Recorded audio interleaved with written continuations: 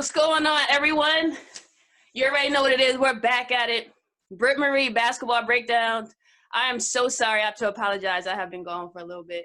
But you know, when I come back, I have to come back with some type of heat. And we have a special one for you guys today. Let me just give you a quick introduction of him. Graduated from the University of Massachusetts, played Division I there. Afterwards, played a few seasons overseas. He is now in the bubble, currently in Orlando in the G League All-Star. He also is still currently leading the G League in block shots. He's a hometown hero to us Delawareans. What else can I say? We have Raphiael, Putney on the Zoom call. How's everything with you? Yes, thank you for having me. Everything is well right now. Yeah, everything's well. I'm in quarantine right now in Atlanta, like you said. I'm here and just blessed for the opportunity to try to get back into the NBA and sign to a team. That's what I'm talking about. So how are you doing with all this craziness going on? You have from the COVID, now they got this vaccine. Then you have the presidential election. You have, the Black Lives Matter. I mean, there's so much is going on. How are you able to stay calm and continue to focus on your professional career?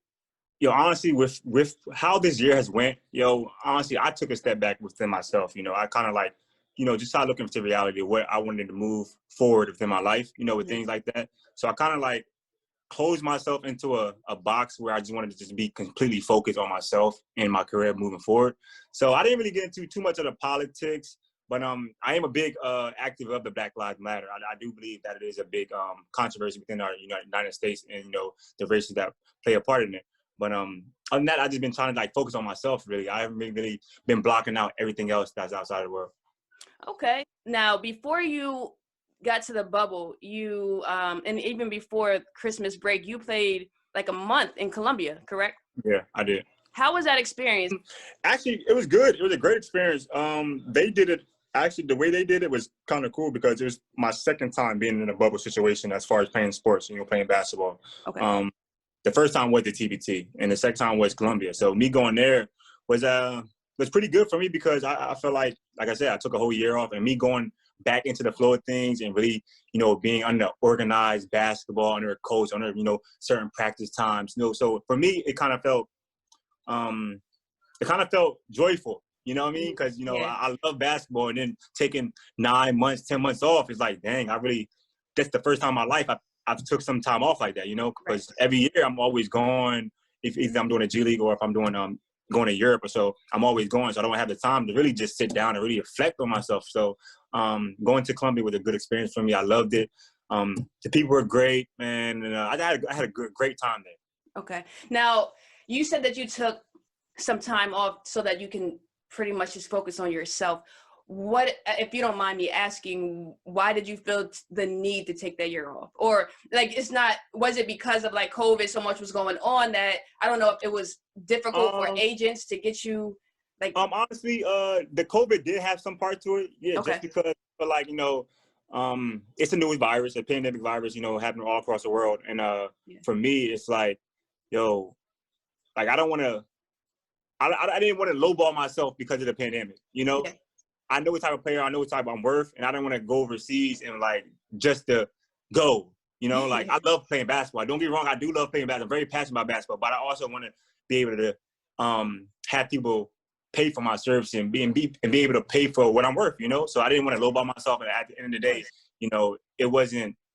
I felt like it was best for me, looking back on it, just really just sit here and just really contemplate on, what I want to do moving forward. And I feel like that was the best decision for me. Out of all years, that was probably the best decision for me this year, to really just, sit at home, and just really, reflect on different things in my life. Me turning 30 this year, I still feel young, I still feel like I'm in my prime right now, I hear you.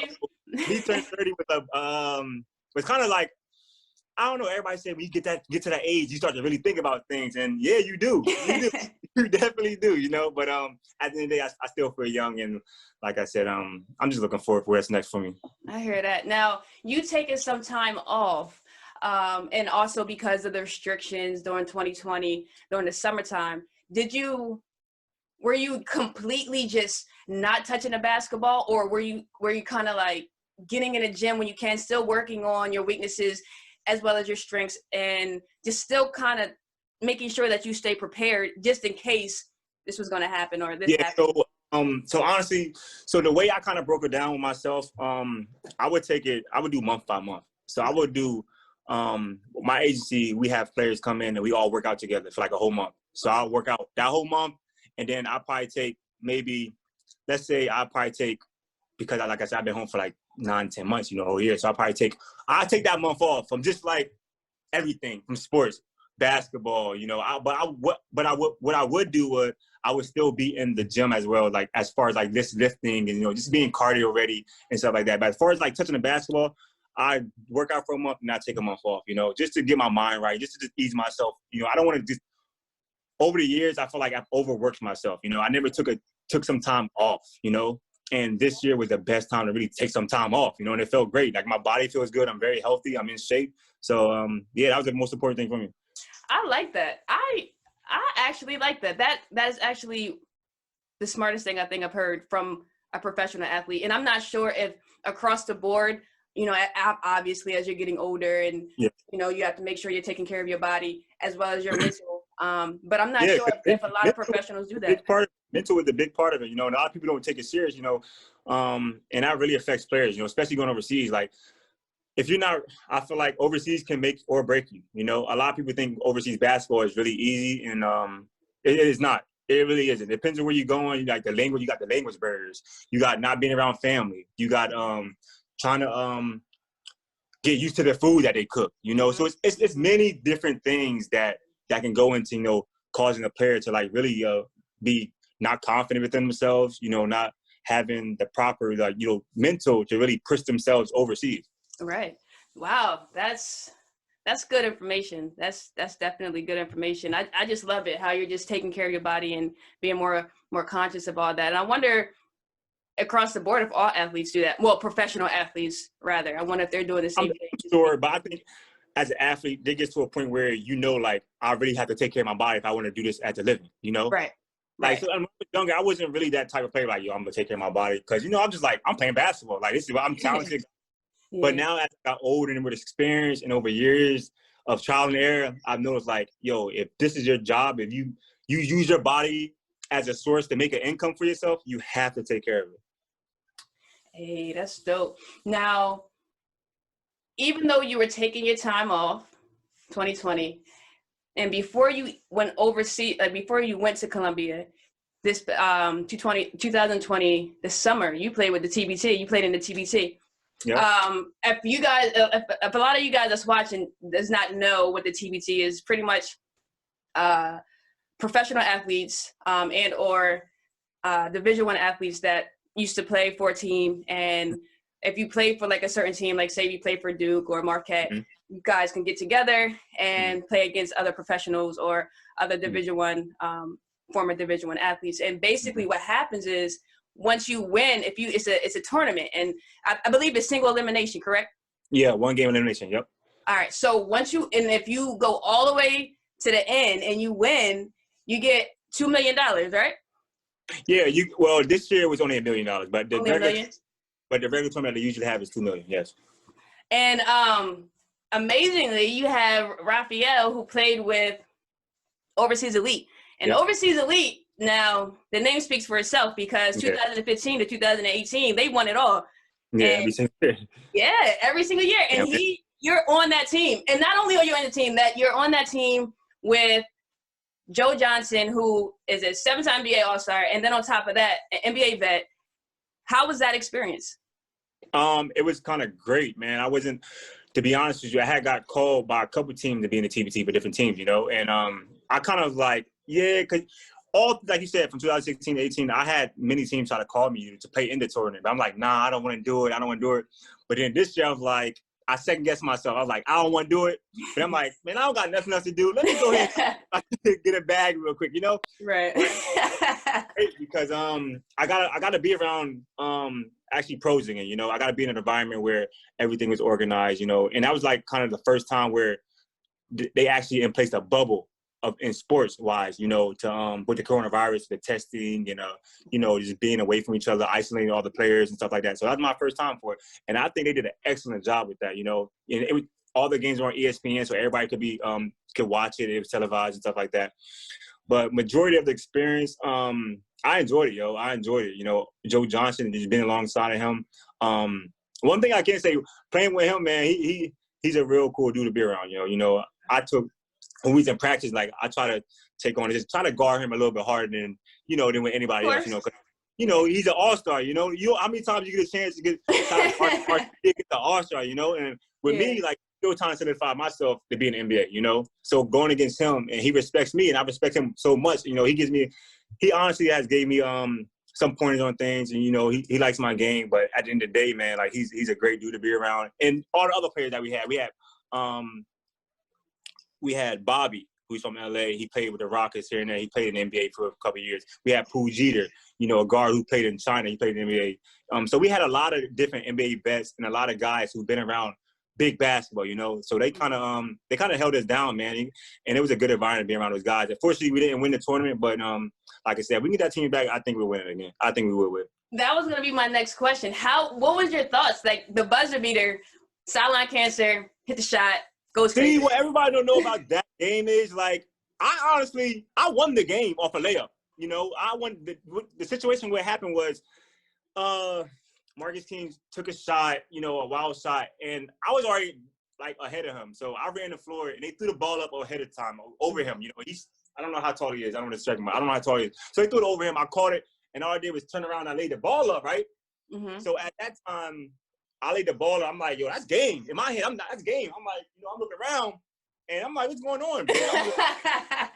You know, our coach called a timeout. Right. So I'm like, dang, no, he called a timeout. That was game. Right. But, you know, things happen. Coach makes mistakes, man. But it was a good experience. I like that. I do want to play again if I'm not playing anywhere else by then. But I definitely want to get a chance to go play again. Okay. So I do have a question. Now, you are a hometown hero to all Delawareans. I mentioned your name. I think I mentioned your name to someone not too long ago. And they're always like, oh, yeah, Ro. Oh, yeah, Raphiel. Oh, yeah, Raphiel. And I'm like, man, this guy, everyone knows this guy. But are you from Delaware? Because you went to school in Virginia. So, no, when I was growing up, I was originally born in West Virginia, Fairmont, West Virginia. And my parents, my mom was born there. And then when I was at a young age, she moved to Delaware. Mm. You know, so we ended up living in Delaware until about, like I said, when I was until the fifth grade, you know, and then in that year following the sixth grade, I moved with my dad. So growing up, you know, I still have family down there. I saw a lot of friends. So Dover, Delaware is a city where everybody knows each other. Like, my grandma had daycare down there. Everybody went to the daycare that my grandma went to. So, like, if you in Dover, you went to her daycare at a young age. Like, so you know everybody. So that's how I knew everyone that's in the city, you know, because at a young age, we all grew up together in my daycare. You know, the daycare was called Jopatot. So at that time, everybody knows that name. So you go to Jopatot, oh yeah, Miss Butler, you know, the Butlers, you know. So everybody's gonna know, oh, you go to the daycare, you know Raphiel, you know Rafael, you know the twins, you know, that's how they kind of they know us by. They call it the twins, you know, come a twin. So but yeah, Dover is a small city, man. Everybody knows each other, and I was kind of it was just for me. I just felt like when I left, yeah, even though at a young age, you know, I still had a lot of support there, you know. So everyone now that's, you know, always supported me, still support me to this day. And it's a blessing to have that support, you know, coming from different cities. Guys, if you guys do not know, Raphiel is 6'9" with a 7'2" wingspan. You wasn't always 6'9", though. Honestly, you taking some of my wingspan away. It's 7'4". Oh, my fault. hey, look. Every inch matters. 7'4"? Yeah, no way. 7'4". Now, where did that growth spurt occur? Like, was it? I know you didn't just wake up 6'9", but no. But what summer or what year do you recall? Just I can say about so roughly going into high school, I was kind of, you know, I was about 6'1", 6'2", I think, maybe. I'm not too sure, but I do know I was at an average height within everybody, you know. Yeah. Going into my freshman year, and then after, I think my freshman year, I did grow some inches, but I think majority of my height came my sophomore year in high school. Like my sophomore year, going into my junior year, you know, going to that next junior year. I think that's when I grew a lot of inches. You know, and I just came back to school and everybody was like, yo, what the heck, you know, like, Right. it's like, I didn't feel myself going, but as I keep seeing everybody else year after year, I'm like, like just as short, like, you know? So I think, yeah, my sophomore year, going into my junior year, that's when I grew the most. okay. And I think I probably stopped, maybe I want to say maybe my freshman year or my sophomore year in college. I think I probably stopped growing. Okay. Yeah. So is that, you think that's the reason why you can handle the basketball? You can shoot the No, that's basketball? not the reason is because my high school coach gave me that, he basically gave me that green light to do what I needed to do. Okay. And I was able, I was always the tallest person, but he also made me feel like just because you tall don't mean you're a big man, you can play all positions. And that's kind of the first confidence he gave me. He expanded my game out to the three. He allowed me to bring the ball up, handle the ball. So I just felt like that was probably the first instance where a coach really allowed me to try to like make a game for myself, Yeah. because he didn't put me in a box of being, oh, you're tall, you're an automatic post player. But yes, I played the 5, the 4, and all that. But I also shot the ball, I dribbled the ball. I did things like guards. So that's where that's where my confidence in basketball came from. You being right now currently in Orlando, in the G League, what team are you playing for right now? So right now I'm in Orlando, and what my situation is, I'm probably so I consider myself a vet. I've been in the G League. This is probably my 5th year coming in, so I know the ins and outs of it. Yeah. And so I got chosen to come here. So this year they did things a lot different. With the draft, not every team came to the bubble, and not or every team drafted in the NBA G League draft and stuff like that. So a lot of things came to play with with everything going with the coronavirus. That kind of like limited everything going on. So I was able to get chosen to come here. And so right now, I'm in a player pool. So the player pool is, I don't know, a group of maybe 12, 15 guys, guys who they thought, was probably like, probably the best top talent, to come here to get a chance or get a call up. And they ended up picking. And, like I said, I'm grateful for it. Congrats, I'm, yeah. because at the end of the day, my dream is to still, stay in the States and play in the NBA and, stay here, So for me, I think this was, like I said, like everything going on, I took the year off and I really re-evaluated myself. I feel like this is probably the best move that I've made, and like I tell myself, like I'm 30, but at the end of the day, I still feel like I'm 21. I still feel like I'm 21. I take my body, man, the proper things and really make sure I'm healthy and stay on top of my game. So like I said, I'm blessed, and like all I can do is thank God for this opportunity, and I just want to make the best of it. I love it. I'm rooting for you. I'm excited to see you play this very year, and I know you're gonna do some great things. I'm sure all females want to know who's Raphiael dating? Is he dating? You single? Is it you find it difficult to date as a professional, being who you are? Have I been finding it difficult to date? Difficult, I don't think is difficult dating. I think you just have to choose the woman wisely and who you want to give your energy to. That's true. 'Cause I'm big on spiritual energy, and I feel like I'm very observant of people's way of life and how they handle different things and how energy pertains to them. And if I can't really like get a good energy off of you, and I feel like the energy you have is draining of me, I don't think I can have a conversation with you. That makes sense. All right, bet. Now, before we get off, similar to Kendall Gray, if you guys watch that, pretty much I have a game where I didn't quite explain it the greatest with Kendall. Yeah. I apologize, Kendall. But let me explain it better this time. Okay, so basically you have 25 seconds to name that college basketball team using the mascot that I have. Now, if you get all 10 correct, I'll personally do 25 push-ups for you. What? That's I'm hoping that I don't. All right, come on. But if you get one wrong, out of 10, you do 9 out of 10. But one wrong. Can I get it? 70%? I can't miss 3. Nah, we're about perfection over here. We're about perfection over here. So 10 for 10. No push-ups, but if you get at least one wrong, you gotta give me push-ups, all right? Okay, so I have to name the college, not the mascot.